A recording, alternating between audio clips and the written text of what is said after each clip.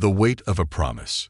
The quiet hum of a refrigerator was the only sound in the small apartment as Jordan Wilkes stood at the counter, his hands trembling slightly as he folded two small shirts into a worn laundry basket.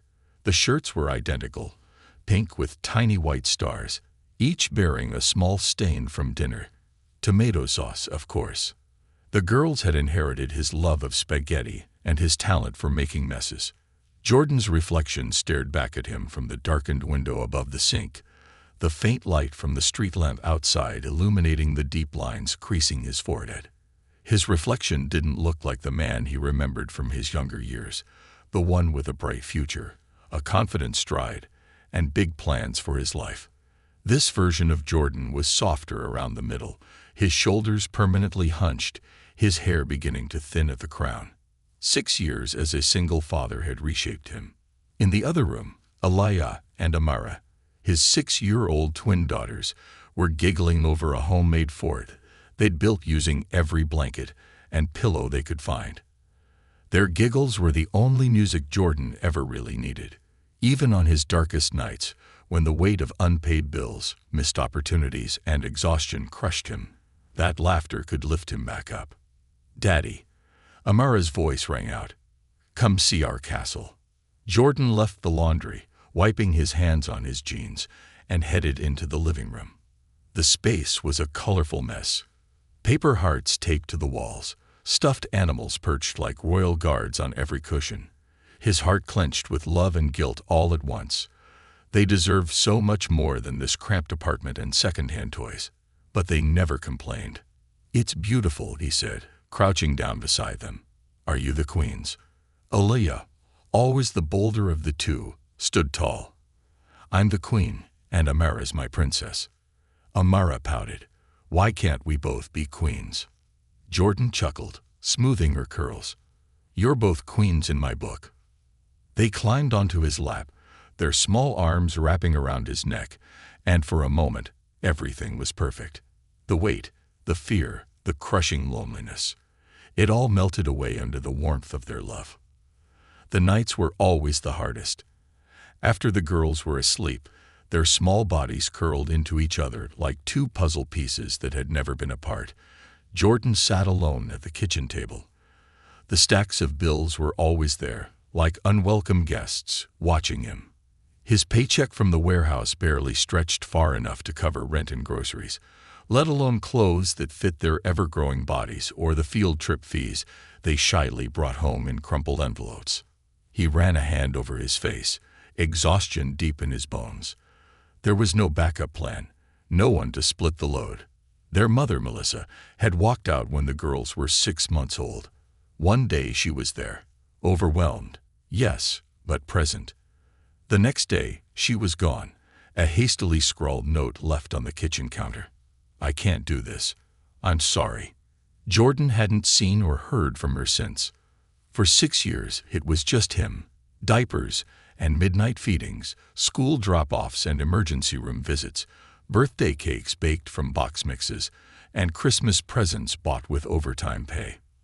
There were moments of sheer panic, nights when both girls were sick and crying, and he was on the verge of tears himself.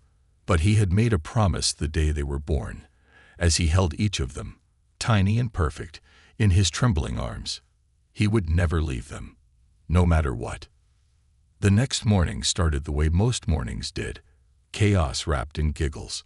The girls raced around the apartment, one shoe on, the other mysteriously missing. Jordan stood at the stove, flipping pancakes with one hand and holding a sippy cup in the other. "Daddy, Amara took my hair tie." Aliyah shrieked. "Did not." Amara shouted back, already sprinting for the bathroom. Jordan sighed, caught between referee and short-order cook. "Girls, let's not fight before breakfast." By the time they were seated at the tiny table, the pancakes were slightly burnt, but the girls didn't care. They drowned them in syrup and chattered about the upcoming Parents' Day at school. Jordan's stomach twisted. Another event where all the moms would be there. Perfect hair, perfect smiles. And then there would be him. A single dad who always seemed slightly out of place. "Can we make cupcakes for Parents' Day?" Amara asked, her syrup-covered hands already reaching for his arm. "Of course," Jordan smiled, though he was already mentally calculating if they had enough flour. "You two can be my baking assistants." Aliyah beamed. "We'll make the best ones ever." Work was a blur. The warehouse was always cold, the concrete floor hard beneath his feet. Jordan's back ached from years of lifting boxes, but it paid the bills. Barely. His boss didn't understand why Jordan couldn't stay late, why he refused extra shifts, why he always seemed to rush out the door at exactly 4:59 p.m. Because Parents' Day wasn't optional. Because every school play, every doctor's appointment, every bedtime story mattered. Because being their father was the only thing in his life he knew he was doing right. That evening, they sat together on the couch, the three of them squeezed under one fleece blanket, watching a cartoon they'd seen a dozen times before. Amara's head rested on his shoulder, Aliyah's fingers twined in his. This was the reward for every sleepless night, every missed opportunity. "Daddy?" Aliyah's voice was soft. "Yeah, baby. Do you think Mommy ever thinks about us?" The question was a punch to the gut, unexpected and brutal. Jordan swallowed hard. "I don't know, sweetheart. Do you think she misses us?" Amara added, her voice even softer. He pulled them both closer. "I think anyone would be lucky to have you two in their life. And I know I'm the luckiest of all." It was enough for now. They cuddled closer and Jordan pressed kisses into their hair, breathing them in, the faint scent of soap and syrup and crayons. His girls, his world. Late that night, after the girls were asleep, Jordan sat back at the kitchen table. His phone vibrated, a rare event. He glanced down and felt his breath catch in his throat. A message from a number he didn't recognize. "Melissa, I need to talk to you. About the girls. It's important." The world tilted sideways. His heart pounded in his chest. The room suddenly too small, too hot. His hand shook as he set the phone down. After 6 years of silence, she was back. For a long moment, Jordan just sat there, staring at the message, his mind racing with every possible scenario. He wasn't sure if he was ready to face her again, the woman who left him to raise their daughters alone, who disappeared without a trace. But then he glanced toward the hallway, where 2 small girls slept soundly in the room next door. He had to face whatever was coming, because he had made a promise. When the past knocks. Jordan Wilkes stood in his dimly lit kitchen long after the message appeared on his phone. His hands were flat on the table, fingers splayed, as if bracing for an impact that had already come. The words on the screen were simple. "I need to talk to you. About the girls.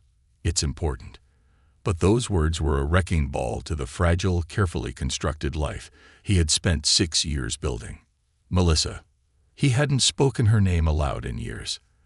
The last time he saw her face was the day she left, her eyes darting everywhere, but at him, guilt already building a wall between them. She couldn't even say goodbye to the girls.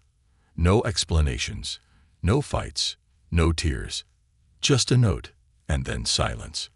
For years, Jordan had cycled through every possible explanation. Postpartum depression, fear, selfishness, a mental break, maybe some combination of all of them. None of it mattered now. He was mother and father, comforter and disciplinarian, nurse and playmate. He was all they had. And now she wanted to talk. Jordan picked up his phone and stared at the message until the screen dimmed. His thumb hovered over the reply button. What could she possibly want after all this time? Was she dying? Had she found God and wanted forgiveness? Did she miss them, or was this about something far darker? He couldn't ignore her, not when it involved his daughters. He typed a reply, his fingers heavy, his gut twisting with every word. "I'm free tomorrow after work. We can meet at Fairview Cafe. 5:30. He hit send before he could second-guess himself. The next morning, the twins were up early, bright-eyed, and bursting with ideas for their Parents' Day cupcakes. Flour dusted the countertops. Eggshells piled beside the sink, and the girls stood on mismatched stools, grinning proudly as they spooned batter into paper liners. "Daddy, do you think other parents will like strawberry frosting or chocolate?" Aaliyah asked, her nose already smudged with flour. "Strawberry," Amara declared, her hands on her hips. "It's prettier." Jordan laughed, marveling at how quickly their differences were starting to show. Aaliyah was bold, headstrong, and always the first to speak. Amara was gentler, quieter, constantly observing the world before she stepped into it. Two halves of the same heart. "I think we can do both," Jordan said, ruffling their curls. Baking with the twins was always messy, chaotic, and perfect. There were arguments over who got to lick the spoon, giggles when flour erupted into the air, and proud smiles when the cupcakes finally emerged from the oven. By the time they were done, Jordan's work shirt was dusted with sugar and his heart was full. If nothing else, the cupcakes were a reminder of everything he'd fought to protect. Fairview Cafe was quieter than usual when Jordan arrived after work. The worn wooden tables were mostly empty, save for a few college students huddled over laptops and a middle-aged couple sharing pie. The smell of coffee and warm bread filled the air, but Jordan's stomach was too tight to appreciate it. He saw her the moment he stepped inside. Melissa sat in the far corner, her back to the wall, her hands curled around a cup she hadn't touched. Her hair was shorter than he remembered, dark brown instead of the soft auburn it used to be. Her face was thinner, shadows under her eyes, and there was a nervousness in the way her shoulders hunched inward, as if trying to disappear. For a moment, Jordan just stood there, caught between fury and heartbreak. This woman had once been his entire world. They'd stayed up late dreaming about a future that would never come true, whispered about baby names, and held hands through ultrasounds. And then she left. And here she was, as if the last 6 years had been a dream they both woke up from. Her eyes flicked up, meeting his. She smiled tentatively, but there was nothing confident about it. It was the smile of someone who knew they didn't deserve kindness. Jordan's feet carried him forward before his mind could catch up. "Melissa." His voice was calm, too calm. "Jordan." Her voice was thinner, like it had to squeeze past a wall of regret. He sat down across from her, folding his hands on the table, waiting. Melissa inhaled sharply, clutching her cup as if it were a lifeline. "I know I'm probably the last person you want to see." "That's accurate." A flicker of pain crossed her face, but she nodded, accepting it. "I deserve that." There was a beat of silence, too heavy, too long. Finally, Jordan leaned forward. "Why now? After all this time, why reach out?" Melissa's hand shook slightly as she set her cup down. "Because I couldn't live with the lie anymore." Jordan's stomach flipped. What lie? She swallowed hard, her eyes filling with tears. "Jordan, the girls, they're not biologically yours." The air left the room. Jordan's body went still, his mind scrambling to make sense of the words. Not his. Not his. No. Impossible. He stared at her, waiting for the punchline, the cruel joke. But Melissa's face only crumbled further, guilt and shame pouring out of her in waves. "You're lying." His voice was hoarse. "I'm not," she whispered, her hands twisting the napkin in her lap. "I was scared. I made mistakes. I was seeing someone else right before you and I got serious. I wasn't sure whose they were. When I saw how much you loved them, how much you wanted to be their dad, I told myself it didn't matter." The words hit like fists. Jordan's fingers dug into the table. "They're mine," he said quietly. "I held them first. I taught them to walk. I stayed up all night when they had fevers. I've been at every school play, every dance recital." Melissa nodded furiously, tears spilling over. "I know. And you've been everything to them, Jordan. You are their father, in every way that matters. But I couldn't keep lying to you." Jordan's heart felt like it was tearing apart, jagged edges cutting through his chest. 6 years. 6 years of love and sacrifice, built on a foundation of lies. Who? The word was sharp, cutting through the air between them. Melissa shook her head. It doesn't matter. He's not in their life. He never wanted to be. Does he even know? No. Her voice was small. I never told him. Jordan leaned back, staring at the ceiling, trying to breathe. Not his, but they were. Biology was a fact. Love was a choice. He had chosen them every day for 6 years. Why tell me now? He asked again, his voice quieter, more broken. Melissa's tears fell harder. Because I knew, if something happened to me, I didn't want you finding out from anyone else, and because I know you deserve the truth. I know I don't have any right to ask for forgiveness, but I wanted you to know. They're your daughters in every way that matters. Jordan's hands trembled as he wiped at his face, anger and grief colliding in his chest. They're my girls, he said, the words more for himself than for her. They're my girls. Always. Melissa nodded, her tears unstoppable. I know. Jordan stood, his legs unsteady beneath him. The world felt different now, tilted and unfamiliar. But one thing was clear. He was going to fight for them. Not because they were his by blood, but because they were his by love. Goodbye, Melissa. His voice was calm, but final. She didn't try to stop him. As Jordan walked out into the cool evening air, his heart broke, not because of what Melissa had done, but because of the truth he knew deep down. Being a father was never about blood. It was about every scraped knee, every bedtime story, every whispered I love you. They were his. No DNA test could ever take that away. Shattered foundations, unbreakable bonds. The night after Jordan left the cafe, sleep never came. He sat on the edge of his bed, elbows on his knees, his fingers laced together so tightly his knuckles turned white. The house was silent except for the gentle hum of the refrigerator and the faint whisper of his daughter's breathing from their room down the hall. That sound had always soothed him, proof that they were safe, that he was doing something right. But tonight, it felt fragile, like a glass ornament held too tightly, moments from shattering in his grip. They aren't biologically yours. The words looped endlessly in his head, a haunting echo, but they collided with memories far louder.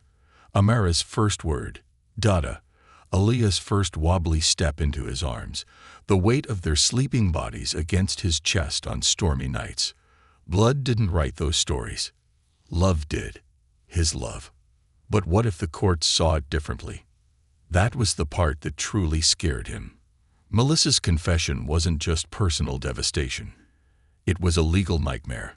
A biological mother stepping back into the picture, armed with the undeniable truth that Jordan wasn't their biological father, could threaten the life he'd built. Would biology matter more than 6 years of love and sacrifice?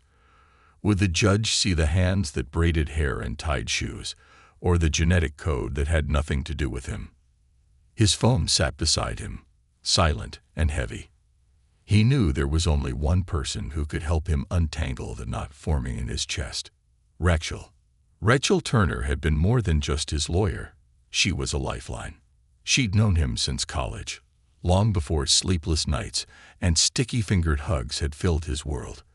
When Melissa left, Rachel was the one who helped him file for full custody, navigating the endless paperwork and emotional landmines without hesitation. Back then, he'd thought he could handle it alone.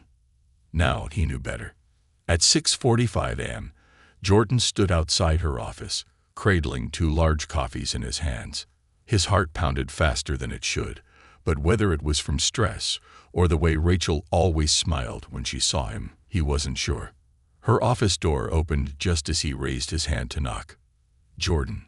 Rachel's eyebrows lifted in surprise, her blonde hair still damp from her morning run. She wore a casual cardigan over her work blouse, a reminder that she never quite separated work and life when it came to him.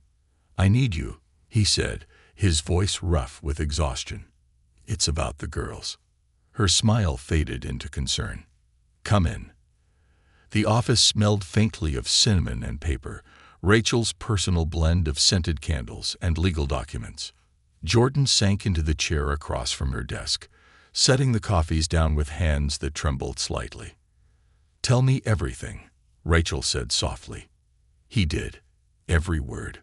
From the text message to the confession at the cafe, down to the way Melissa's hands shook just like his had when the girls were born. He spoke until his throat was raw, until the emotions he'd been trying to swallow finally spilled out onto the polished wood between them. When he finished, Rachel was silent for a long time, her fingers laced together on her desk, her lips pressed into a thin line of thought. "Legally," she said finally, "you are their father. You were awarded full custody after Melissa abandoned them. That's not nothing. Courts don't typically uproot children from the only stable home they've ever known." Jordan's breath released in a rush. But Rachel's gaze softened. If Melissa decides to pursue custody, or even visitation, she could leverage the biological argument, especially if her life looks stable now. New job, stable partner, all of that. Jordan's stomach churned. And if the biological father ever comes forward? Rachel shook her head. "That's a separate storm, but let's not get ahead of ourselves. Right now, Melissa is the only threat." "Threat," Jordan repeated bitterly. "That's their mother." "No," Rachel said firmly. "You are their parent. Melissa gave birth to them, but you raised them. You were there when they cried over nightmares, or when Amara needed stitches in her chin. You stayed. The law doesn't ignore that." He swallowed hard, eyes burning. "But the law also cares about biology. Only if it's proven to be in the best interest of the children." Rachel leaned forward, her hand resting lightly on his. "Do you think Melissa suddenly showing up after 6 years, disrupting everything they know, is what's best for them?" "No." His voice was hoarse. "But how do I prove that?" Rachel smiled, a rare mischievous spark in her eyes. "We show them exactly who you are." The first step was documentation. Rachel had Jordan gather everything: doctor's visits, parent-teacher conferences, holiday photos, dance recital programs. The evidence didn't just show Jordan's presence in the twins' lives. It was a love story told in permission slips and bedtime routines. They even recorded a video, something Rachel called a day in the life. She filmed Jordan making breakfast, burning toast while the girls giggled, driving them to school, singing loudly to songs they picked, and helping with homework at the kitchen table, complete with dramatic groans when math got too hard. The video wasn't for court, not yet, but it was a reminder to Jordan. When doubt crept in, he could watch it and see exactly who he was to those girls. A week later, Melissa requested a visit. Jordan's gut reaction was no. Every instinct screamed to protect the fragile bubble he built around his daughters. But Rachel's voice lingered in his head. Stability doesn't mean isolation. They met at the park, neutral ground, under the pretense of an afternoon picnic. Alea and Amara were excited, but confused. They knew Melissa only as a name, a shadowy figure in stories Jordan had carefully crafted, stories where she was always the mommy who loved you very much but had to go away. When Melissa arrived, her hands stuffed into her coat pockets, her face pale with nerves, the girls froze. "Is that her?" Amara whispered. Jordan knelt beside them, his hands on their backs. "That's your mom." The girls' eyes were wide, searching Melissa's face for something familiar, something that connected. Melissa knelt too, awkwardly but earnestly. "Hi," she said, her voice trembling. "I've wanted to meet you for a long time." Alea's brow furrowed. "Why didn't you come before?" The question was a knife. Melissa swallowed hard. "Because I was scared. And I made a lot of mistakes. But I'm here now." "Are you staying?" Amara's voice was soft. Melissa's eyes flicked to Jordan, then back to her daughters. "That's up to your dad. And it's up to you too." Jordan's throat was tight. "We're a team, girls. We'll figure it out together." The picnic was awkward at first. Melissa unsure, the twins hesitant. But kids were resilient, and curiosity eventually overtook caution. They showed her cartwheels, proudly displayed drawings from school, and asked her questions Jordan had dreaded for years. "Why did you leave?" Melissa's face crumpled, but she answered honestly, without sugarcoating. "I was scared. I didn't know how to be a mom. But leaving was wrong. I'm so sorry." Jordan watched it all, heartbreaking and mending at once. He saw the hurt, but also the flicker of hope, the understanding that love, even imperfect, could still grow in broken soil. That night, after the girls were asleep, Jordan called Rachel. "How do I do this?" His voice was a whisper in the dark. "How do I let her in without losing them?" Rachel's voice was soft, but strong. "You remind them every day who's always been there. You can't erase biology, Jordan, but you can outlove it. And you already have." He wiped his eyes, staring at the ceiling. "I just want them to know. I'll always be their dad." "They already know," Rachel said gently. "Now let Melissa prove if she can be their mother." The fight for family. The wind was sharp that Saturday morning, tugging at the edges of Jordan's worn jacket as he stood on the sidelines of the school soccer field. A dozen tiny players zigzagged across the grass, their colorful jerseys flapping as they chased the ball in a chaotic cluster. Jordan's eyes followed two particular players, Aliyah and Amara, both in matching yellow jerseys with Wilkes printed on the back. They were the smallest on the team but easily the loudest, their shouts echoing across the field as they darted between taller players. "Go, go, go," Jordan shouted, his hands cupped around his mouth. Aliyah grinned over her shoulder before launching herself into the cluster, emerging a moment later with the ball at her feet. Amara ran alongside her, giggling as they made their way toward the goal. They didn't score, but when the play ended, they high-fived each other with all the enthusiasm of champions. Jordan's heart swelled, the kind of love so big it physically ached. This was fatherhood. "Mind if I watch?" Jordan's breath caught at the voice behind him. Melissa. She stood a few feet away, wrapped in a sleek black coat, her hands stuffed into her pockets. Her hair was different again, lighter now, but her face was the same blend of nervousness and forced confidence she'd worn at the park visit. Jordan's first instinct was to say no. This was his space, his turf, where all the other parents knew him as the dad who always shows up. But then he looked back at the field, at the way Aliyah and Amara were laughing together, and he knew he couldn't keep Melissa entirely on the outside, not without the girls getting caught in the crossfire. "As long as you stay back and let me take the lead with them," he said, his voice low but firm. Melissa nodded, relief flickering across her face. They stood in silence, side by side, as the game continued. Jordan had to admit, Melissa didn't try to steal attention. She clapped politely when Aliyah made a good pass, but she didn't call out or make herself the center of anything. She seemed content to just be there. When the final whistle blew, the twins came racing off the field, cheeks flushed with cold, eyes bright with excitement. "Daddy, did you see my pass?" Amara asked, her arms flung wide, as she collided into him. "I saw. You were amazing," Jordan said, scooping her up while Aliyah wrapped herself around his other side. "Both of you were." It was only then that they noticed Melissa standing a few feet away. "Hi," she said softly. The girls' smiles faltered. It was still awkward. This limbo between curiosity and resentment, between wanting and fearing her presence. "You came," Aliyah said, her voice uncertain. "I wanted to watch you play," Melissa replied. "You were both so great out there." There was a pause, the kind that felt like holding your breath underwater. Then, slowly, Amara offered a shy smile. "Thanks." Jordan didn't force anything.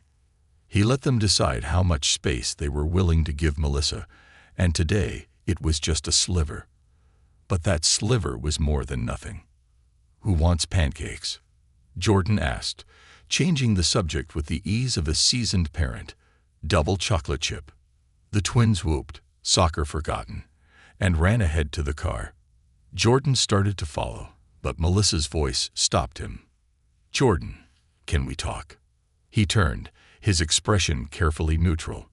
"Now's not a great time." "Please." Her voice cracked just slightly. "It's important." They sat across from each other at the small table inside Jordan's apartment, the girls tucked away in their room, the door slightly ajar so Jordan could hear them if needed. The warmth of pancake syrup still hung in the air, a scent that didn't match the tension now sitting between him and Melissa. She took a deep breath, hands folded tightly together. "I'm not here to take them away from you." Jordan said nothing, waiting. "I know what I did. Leaving, lying, disappearing. It's all unforgivable," she continued. "But I'm not trying to replace you. I couldn't if I wanted to." Jordan's jaw tightened. "Then what do you want?" Her hands trembled. "A chance to know them, to earn back whatever tiny piece of trust I can." "Why now?" The question burned in his throat. "Why after 6 years?" Melissa stared down at the table. "Because I got tired of pretending I wasn't haunted by them, by the way I left, by the look on your face when you realized I wasn't coming back." For the first time, Jordan saw cracks in her armor. Real cracks, not just the guilt-ridden performance she'd offered at the park. There was something hollow behind her eyes, something worn down by years of avoiding her own reflection. "They deserve to know their mother," Melissa said softly. "But only if you think I'm safe enough to have a place in their lives." Jordan's stomach churned. This was the tightrope, balancing the girls' need for stability with the undeniable fact that Melissa was part of their story, whether he liked it or not. "We'll take it slow," he said finally. "My rules, my timeline." Melissa nodded, her relief obvious. "Thank you." "Don't thank me yet," Jordan said, his voice harder now. "Because the second you break their trust, the second you hurt them, you're done. Permanently." Her breath caught, but she nodded. "I understand." In the weeks that followed, Melissa's presence remained a slow drip instead of a flood. She came to one more soccer game, standing quietly in the background. She joined Jordan and the girls at the park once, sitting on the bench while Jordan pushed them on the swings, contributing the occasional gentle compliment. Jordan watched her like a hawk. Every smile, every hesitation, every flicker of discomfort that crossed the twins' faces. But to his surprise, Melissa didn't try to overstep. She didn't demand affection or force her way in. She was patient, whether out of genuine remorse or self-preservation. Jordan couldn't be sure. It wasn't until one rainy Saturday afternoon, when the twins were sprawled across the living room floor coloring, that Amara asked the question Jordan had been dreading. "Daddy, do you think Mommy will stay this time?" Jordan set down his coffee cup, his chest tightening. "I don't know, sweetie." "Do you want her to stay?" Alea added, her crayons pausing mid-stroke. That was the real question, the one Jordan hadn't let himself fully answer. "I want you to be happy," he said carefully. "I want you to know you're loved. By me. And by her. But you're still our real daddy," Amara said, her voice small but certain. Jordan's throat burned. Always. That night, after the girls were asleep, Jordan sat on the edge of his bed, phone in hand, fingers hovering over Rachel's contact. He needed her, not just as his lawyer, but as the person who'd stood beside him through every scraped knee and school project. The woman who knew his heart better than anyone. The woman who, if he was honest with himself, was the only person he trusted to help him navigate this storm. The phone rang twice before she answered. "Jordan." Her voice was soft, like she knew this call meant something more. "Can you come over?" His voice cracked. I need to talk." "Of course," she said without hesitation. "I'll be there in 20. When Rachel arrived, wearing jeans and an old college sweatshirt, Jordan felt the weight in his chest loosen just a little. She didn't have to say anything. Just seeing her there, her presence solid and dependable, was enough. They sat on the couch, knees brushing, and Jordan told her everything. Melissa's request, the girl's questions, the fear he couldn't quite shake. "You're doing everything right," Rachel said softly when he was done. "Am I?" Jordan's voice was rough. "I feel like I'm standing on quicksand." "You're their anchor," Rachel said, her hand covering his. "As long as you're there, they'll be okay." Her hand was warm, steady, and for a moment, Jordan let himself lean into that touch. Because maybe, just maybe, the only way to weather the storm was together. When love stands guard. The twins were painting at the kitchen table, their sleeves rolled up, fingers streaked with watercolor swirls that bled into each other, soft purples, bright yellows, and streaks of blue that somehow found their way onto their cheeks. Jordan stood at the stove, flipping grilled cheese sandwiches with the grace of a man who'd made 1,000 quick dinners between work shifts and bedtime routines. Rachel sat on the far end of the table, helping Amara cut a paper heart, her laugh light and effortless when Aliyah accidentally glued her own sleeve to her paper. It was a familiar scene, a comfortable one. Rachel slipping into their home like she belonged there, because she did. There was something in the way the girls looked at her, not like a visitor, but like a fixture, like a piece of their puzzle they hadn't realized was missing until she'd filled it. And it terrified Jordan how easily it was happening, how Rachel's presence felt as natural as air. "Daddy, is Rachel staying for dinner?" Amara asked, looking up with hopeful eyes. Jordan glanced at Rachel, who shrugged with a soft smile. "Only if she wants to," Jordan said, flipping the sandwiches onto a plate. "You know how bad my cooking is." Rachel rolled her eyes. "Your cooking isn't bad. It's rustic."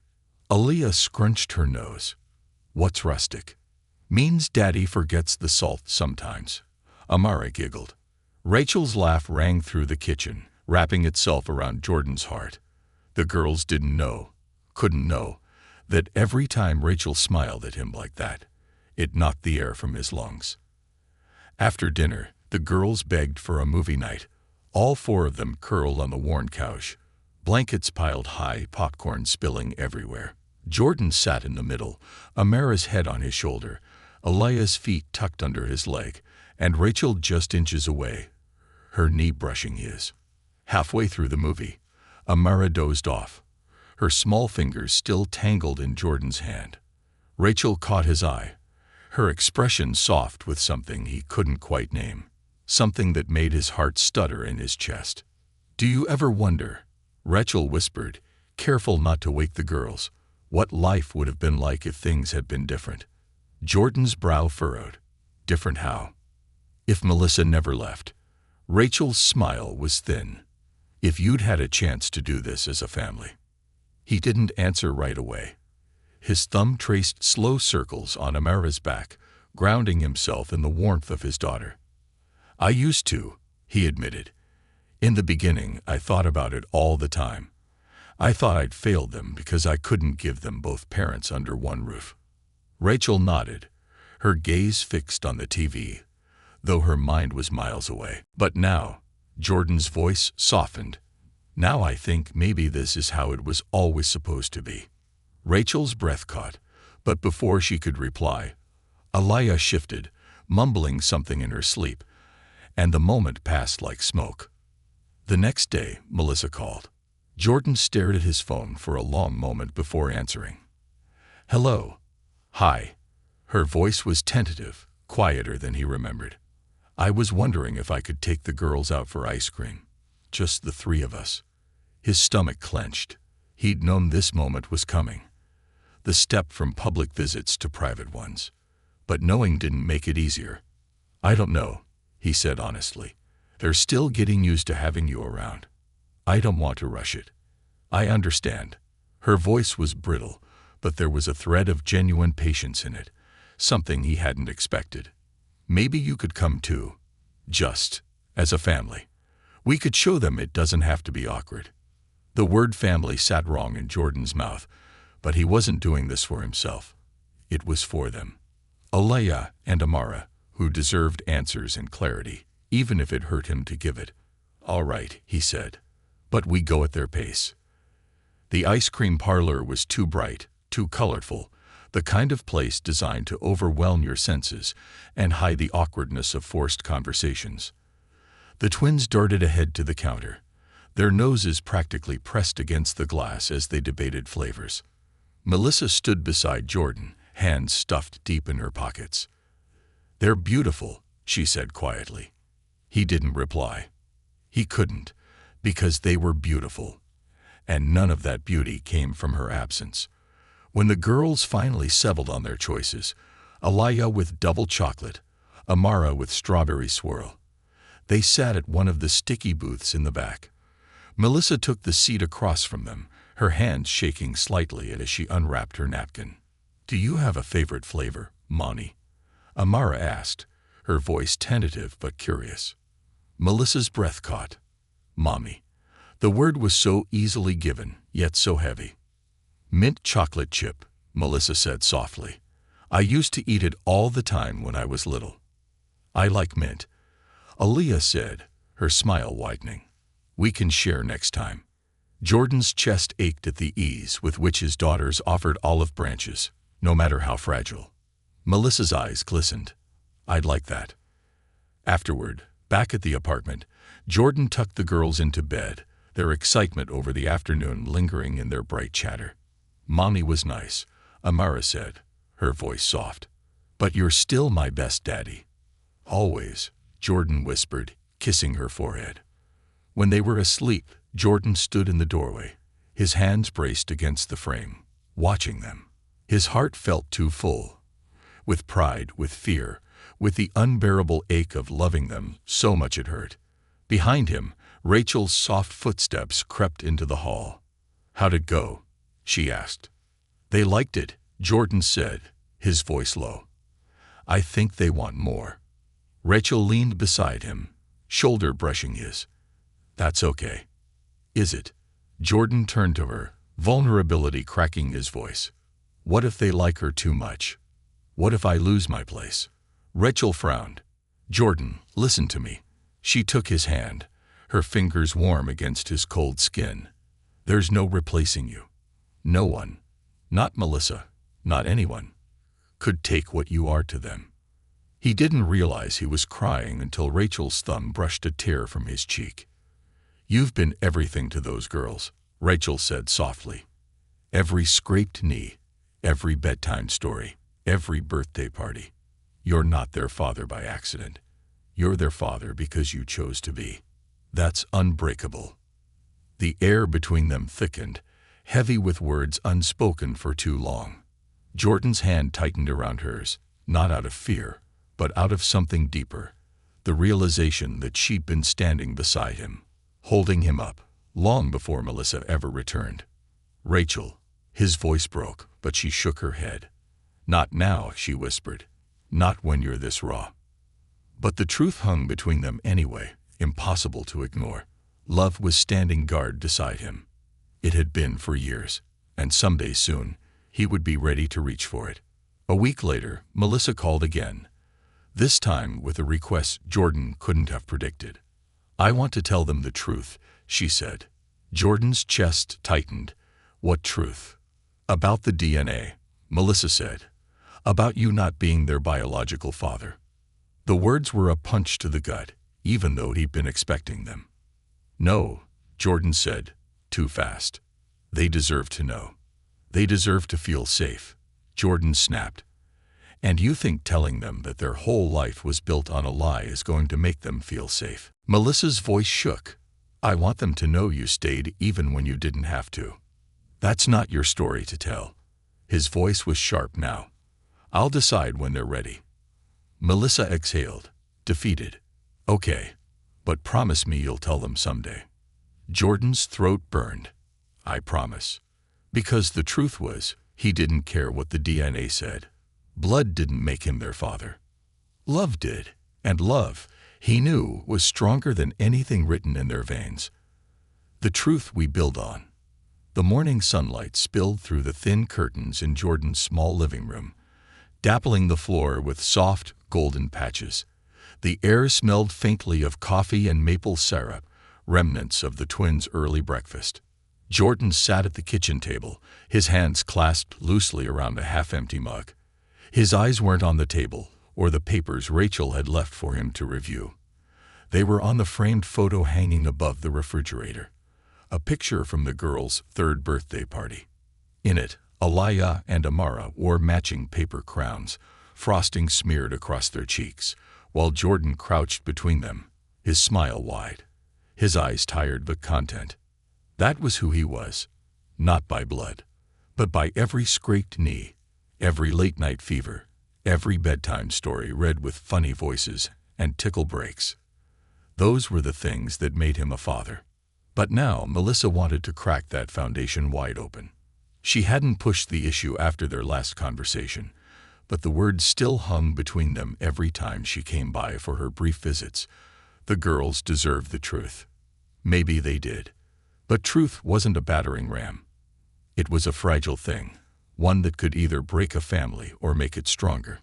The front door opened without a knock, and Jordan knew without looking that it was Rachel. She'd long since stopped treating his home like anything less than her second address. "Hey," she said softly, setting down a manila folder on the counter. "You didn't answer my text." "Sorry," Jordan muttered, running a hand over his face. "Just thinking." Rachel poured herself a cup of coffee, leaned against the counter, and studied him the way she always did, like she saw every crack but never judged him for them. "Melissa still pushing for the talk?" she asked. He nodded. Rachel was quiet for a moment. "You know you don't have to do it on her timeline." "I know," Jordan said, voice low. "But she's not wrong, is she? They should know. Maybe not now, but someday." Rachel set her mug down, crossed the kitchen, and slid into the chair beside him. "Someday," she agreed softly. "But only when it's right. Only when you decide they're ready." Jordan turned his head to look at her. Really look at her. For the past year, she'd been more than his lawyer. More than his friend. She was the calm in every storm, the steady voice when fear made him shake, the only person who understood what these girls meant to him. "I'm scared," he admitted, his voice barely above a whisper. Rachel's fingers found his, curling around them with quiet strength. "You should be. Loving people this much, it's terrifying." "But it's worth it," Jordan whispered. Rachel's smile was soft, but full of meaning. "It always is." Later that day, Jordan stood outside the twins' bedroom door, his knuckles resting lightly on the wood. He could hear them giggling inside, their laughter the sweetest sound in the world. This wasn't the time. Not yet. But the time would come. When they were older, when they could understand that biology was only one story and love was another. "Daddy, are you spying?" Aliyah called out, her voice mischievous. Jordan grinned, pushing open the door. "What gave me away?" "We could see your shadow under the door," Amara giggled. They were sprawled across the floor, crayons and paper scattered around them. In the center was a large sheet of paper, a family drawing in progress. There were 3 stick figures, Aliyah, Amara, and Jordan, standing under a bright yellow sun, holding hands. And off to the side, there was another figure, drawn with softer lines, her name written in careful 6-year-old script. Rachel. Jordan's heart stumbled. "Is Rachel part of our family now?" Amara asked, her eyes wide and earnest. He knelt down beside them, his throat thick. "What do you think?" "She loves us," Aliyah said matter-of-factly. "And she's always here. I think that makes her family." Jordan swallowed hard, brushing a strand of hair back from Aliyah's forehead. "Yeah, baby. I think so too." The next time Melissa came over, it was for parent-teacher night at the school. It was her first time stepping into their classroom, seeing the artwork on the walls, the photos of Jordan sitting cross-legged with the twins during reading time, his face painted at the Halloween festival. Melissa stood stiffly near the door, her smile brittle, her hands clutching her purse like it might anchor her. Jordan could see the regret flicker in her eyes every time another parent greeted him with warm familiarity. He was the one they knew, the constant, the parent they saw at every event. The twins were oblivious to the tension. They each took one of Melissa's hands and proudly showed her their cubbies, their favorite books, their art projects hanging on the wall. "This one's you," Amara said, pointing to a crayon drawing labeled "My Family." It was a simple picture, Jordan and the twins, holding hands, under a big tree. Melissa was there too, smaller, standing to the side. Melissa's throat worked, her fingers trembling slightly. "It's beautiful. We made sure you were in it," Alaya added. Jordan watched her closely. Whatever anger and bitterness he still held toward Melissa, he couldn't deny the truth in her eyes. She wanted to belong. But wanting didn't erase years of absence. It didn't rewrite history. That night, after the girls were asleep, Jordan stood in the doorway once again, Rachel beside him, the quiet comfortable between them. "Do you think it's possible," he asked softly, "for her to really be part of their lives?" Rachel took a long breath. "I think it's possible for her to have a place. But the center, that's you, Jordan. That will always be you." He turned to her, his pulse thudding in his ears. "And you?" Rachel's smile was slow, but sure. "I think I've been part of this family for a long time now, whether we call it that or not." Jordan took her hand, bringing it to his lips, a silent promise written in that small gesture. "I think it's time we call it what it is." Rachel's fingers tightened in his. "And what's that?" He looked back at the sleeping twins, then at the woman who'd been their lifeline when he couldn't do it alone. Family. Melissa didn't disappear this time. She came to soccer games and school plays, careful not to overstep. She didn't always know the right thing to say, and sometimes the girls forgot to call her mommy and just said Melissa. But she was present, and presence, Jordan had learned, mattered. But it didn't replace him. It didn't replace the Saturday morning pancake breakfasts, or the nights when nightmares sent the twins scurrying into his bed, or the songs they sang in the car on the way to school. That was his. That was theirs. And when the girls started calling Rachel their bonus mom, Melissa flinched. But she didn't argue. Because love wasn't a competition, and families weren't about replacing. They were about adding. On the twins' 7th birthday, the living room was a riot of balloons and laughter. Melissa came early to help hang streamers, and Rachel brought cupcakes with perfectly swirled frosting. Jordan manned the grill, his apron covered in ketchup stains, his heart so full it hurt. When it was time for cake, the twins made their wish together, their small hands clasped tight. Jordan stood behind them, Rachel beside him, Melissa just off to the side. "What do you wish for?" Jordan asked after they blew out the candles. Alaya grinned. "We can't tell." But Amara leaned in, her voice a whisper. "I wished our family would stay just like this forever." Jordan's chest ached, but he smiled through it. "That's a good wish, baby." And as the girls ran off to play, Jordan reached for Rachel's hand, their fingers lacing together seamlessly, like they always had. Family wasn't about blood. It was about who stayed, who showed up, who fought for you, even when it was hard. And Jordan knew, without a doubt, their family, messy, complicated, beautiful, was exactly how it was meant to be.